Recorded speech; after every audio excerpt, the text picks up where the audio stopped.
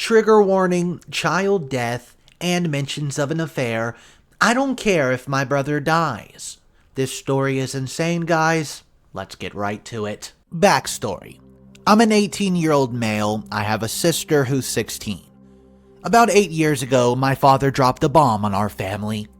He cheated and got his affair woman pregnant. My mother was absolutely devastated, but still she tried to get over the affair. It was hard. This woman would constantly bring over my father's son, and everyone hated it. My mother did not say anything, but I know she suffered every time she saw the kid. My sister in time got fond of him. I never wanted anything to do with him and did not even interact with him at all. We lived this nightmare for about 5 years, and my mother could not take it anymore. She divorced my father and moved out, and I was in full support of that.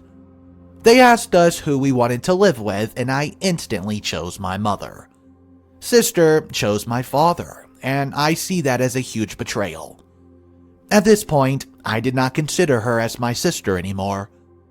2 months after, my father moved OW and her child into our old house. I hated it and went low contact with father and sister. But my sister constantly messaged me, behaving like everything's just okay. I always blew her off, giving her short answers. Same with my father. Constantly, every week, birthdays, holidays, sending gifts. I just ignored them. So, 2 days ago, I was at a party and met this cute boy. We hit it off immediately. I was a little drunk and high. Of course, my sister interrupted, like always, and messaged me that something horrible happened. I did not respond, so she calls, but I did not pick up. She messaged that father's son had an accident. Annoyed, I messaged her to leave me alone. I don't care about that little kid. She messaged me that I'm a psycho, and if I even care about her. I messaged she's a traitor, and the moment she chose our father, she stopped being my sister and she can go ask someone else for emotional support. At this point, I turned off my phone. I was with this cute boy all day and left the phone at home turned off. When I came home, I turned it on and oh my god. Over 1,200 texts, 200 phone calls. Whole family messaged me from all sides, even people I didn't know. Apparently, my now ex-sister published screenshots of our conversation on Facebook. It was up long enough for everyone to see before our father forced her to take it down. I just deleted and blocked. My mother messaged me that I'm in big trouble when I get home. Father messaged me that he still loves me and only now he understands how much he hurt me. My friends think I'm ducked up and need serious professional help, but I disagree. I just don't care. Why should I be the a-hole for that? So guys, let me know in the comments down below, am I the a-hole for what I messaged my sister? Okay guys, Mr. Reddito here. So this story is a long one, comes complete with every update you can imagine, but let me just tell you, things get crazy. If you're enjoying today's stories, go ahead and hit that subscribe button. It really helps support the channel. Thank you so much for doing that. Here's update number 1. So, for all to know, I'm now a hateful person. I don't hate. Do I have anger and resentment? Yes, but I don't hate. Even my dad, I don't hate him. I still love him to my core. I still crave for his attention, his love, and to be there for me. He was the best freaking dad ever. I miss him so much and I cry every day for this. He was always the one to make me feel better, but he can't do that now. He's the reason for this. I'm so angry with him. Every time he came back, I hugged him, saying I love you, all in hopes that it will clear his fog and realize his son still needs him. Countless nights I was up wondering what else I can do to make him stay, to win him back. But I knew I failed him when he told that his other son, he is his favorite. I heard that, but he doesn't know. Of course he was. On one side it was me, Little sad, depressed boy, introvert, distant, moody, and always needy for attention, looking like a zombie every day, not interacting. On the other side, it was this beautiful, shiny little boy, always smiling and making everyone's day. Of course it was his favorite, and Mom's and sister's. Whole room shined when he entered and darkened like a dark cloud when I walked through. Yes, I was resentful, but I did not do anything to him. I lost, and I wanted to get out. I know it's stupid now. At 18 to even write this out, I've grown physically, but emotionally, I'm still that 10-year-old boy that wants his family so bad. I know that. Everyone moved on, and I still stayed the same. Still hoping for my dad and my family to come back. At 1 a.m. in the morning, there was a loud bang on my door. It was my mom. She was a crying mess like me. She thought I hurt myself when nobody could reach me for a day and a half, but I just blocked everyone. She hugged me, would not let me go for what seemed like could be an eternity. Then we talked and I told her everything like some here suggested. She was understanding, then we cried some more. She wants me to go to therapy ASAP because all this anger and resentment will eat me alive and destroy my life. She said Dad, sister, and whole family is worried sick about me. I decided I'll Skype call my sister today. I don't know about my dad yet because I don't know if I could look in his eyes. Yeah, I'm a wimp. Update number 2. This will be my final update. For some very sad, for some happy. So, if you read my previous emotional update, you know that my mother came to my apartment. We talked, we cried, all night. I asked her if there's still something going on between her and my father. She was evasive, but admitted that they still feel love for each other. I told her I resent her for that. She divorced him and then became his affair partner. She kept him in her life and prevented me from moving on. His son was just means to an end. Being with his son meant being with him. There was no forgiveness here because nothing changed. She was quiet, so I took that as confirmation. Okay, then I Skyped my sister. I apologized for my cruelty. I did not make excuses. I told her I wrote that with intention to hurt her. Though, by doing this, she would finally realize that I don't want to be a part of her life and to leave me alone. Then we talked and I asked her why she chose to go live with our father. She told me it was because of me, that I was having really unhealthy attachments to my father. And when affair was exposed, I became so miserable, a dark kid. This whole obsession to keep our parents together was driving her nuts. She could not wait for my father's son to come because of that. Meant I was locked in my room or was out of the house for days. It was so much easier to breathe when I wasn't there. Then she said all my father's family felt the way, and this was when they distanced from me. I thanked her for the honesty and told her this was a goodbye call. She did not want that, and my sister started crying. I told her that none of this is her fault, but our relationship's beyond repair. Honestly, I don't want to save it. She was hysterically crying at this point, so I wished her the well, and I ended the phone call. I got some courage, and I Skyped my father. He was a mess as expected.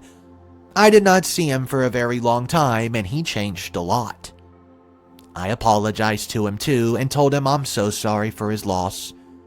We talked and I told him that I still have very deep love for my dad, but that dad died 8 years ago.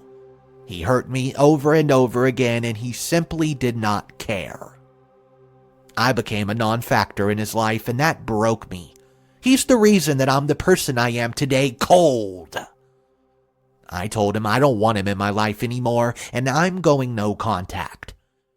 He cried that he does not want to lose another son.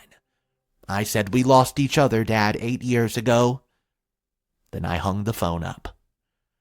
Finally, I called my mother. This was the hardest. I told her I loved her, but I can't trust her anymore. She'll have people in her life that I don't want to see, and it's time we parted ways." She did not expect this, and she was shocked. I told her I was going no contact, and I'm going to change my phone number and change university. Then I told her that she needs therapy and that she'll never be truly happy again until she gets rid of my father. Just like my sister and just like my dad, I ended the phone call. Therapy's a no-go currently as I don't have money. But that's it, guys. Hey guys, Mr. Reddito here. That was a very emotional and sad story. Let me know in the comments down below what exactly you think about this. I want to bring our attention towards a comment that OP said in the original thread. In the story at the end, in the update, he mentioned how his mother became the affair partner after the divorce. Well, here's a little clarification about that. My full story's in my other post if you're interested, but be aware, you might see me as a monster when you read it. My mom divorced my dad but still wanted the relationship with the child. She went to his events, birthdays, had him over at our new apartment with my father. She even went to a vacation with my dad, the other woman, the child, and my sister. She forgave them, or so I thought.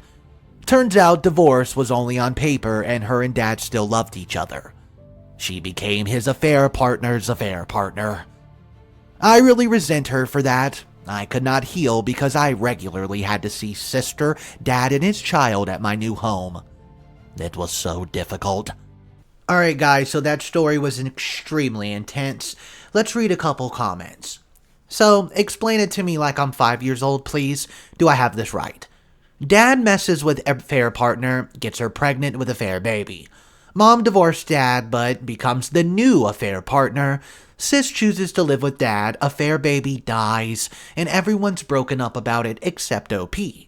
Comment 2 replies to that saying, divorce did not happen right away. It took a few years during which time the younger half-brother came over a lot and then mom cared for him. After a certain point, she could not live like that anymore and got the divorce.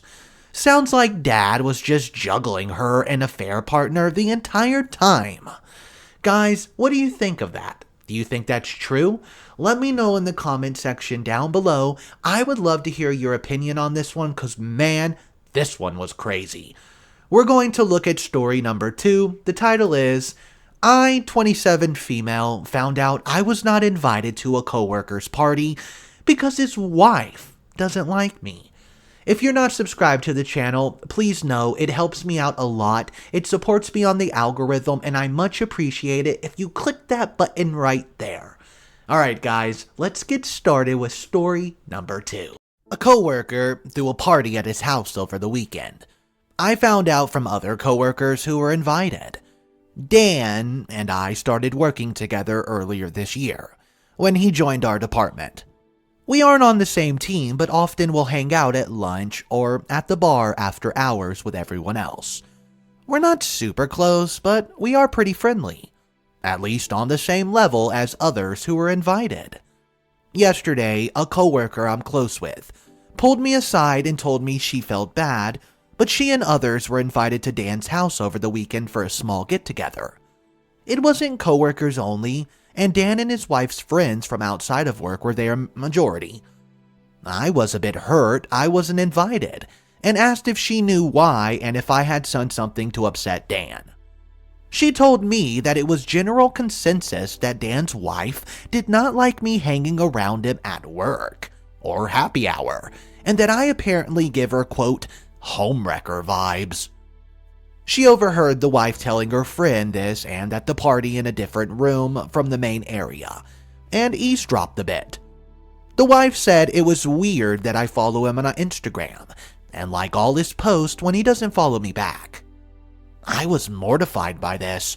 I follow other coworkers too, and they follow me back, so I guess I just assumed Dan did as well.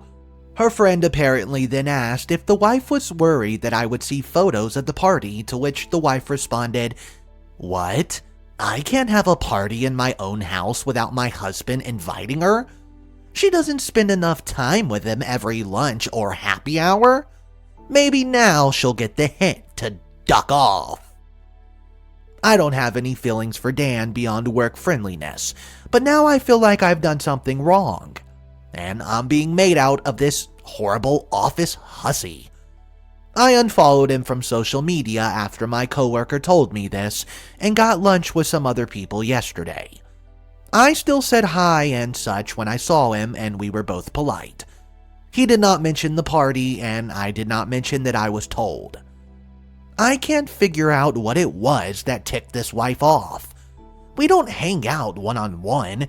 It's always with other coworkers, both male and female. I don't understand why I'm being singled out. I just want my work environment to be friendly, and this sort of situation is causing me to feel stress and hypervigilant of my interactions at work now. It seems like there's some undercurrent in our department now where people noticed I was not invited and are now making silent assumptions like they think I did something improper involving Dan. I walked into our snack lounge. 3 of the women who were there stopped talking abruptly and just gave me really forced greetings. What should I do to defuse this situation? My natural instinct is to talk to Dan, but I feel that this would get back to his wife and just cause more drama. A close friend suggested I just disentangle myself from him completely, only interacting with him on work-related stuff. I just want to avoid any more drama. Alright, so this was a weird situation, but in the comments, someone shared a similar story with a similar situation, so let's go ahead and look at this now. And remember, if you've ever been in similar situations to these stories that you hear, drop your story down below in the comment section. Here comes the similar story from the comment. I used to be part of a nonprofit where I, single guy, worked with many people. One of my tasks was to handle the finances and reimburse people for things they bought for nonprofit activities. There was a married woman who frequently bought stuff, sometimes asked for a quick turnaround on the reimbursement because their finances were tight. I gave her husband zero reason to think there was anything funny happening. Oh, and tried to be friendly when I saw him, etc. But if I ever came over to drop off a check, she would text me to say that they were home. He would always come to the door instead of her, even though the check was in her name, and always gave me the get lost vibes. It used to make me pretty mad because everyone else just got their checks mailed, but I was doing them a favor. I eventually just stopped being that friendly to either of them, so I would not be accused of anything. Sometimes you just have to realize that some people are really insecure or are projecting their own infidelity or other junk onto you. I think that was great advice, guys. Drop your similar stories down below. That's all the content I have for you today. Please subscribe to the channel, and I will see you guys tomorrow. Have a wonderful day.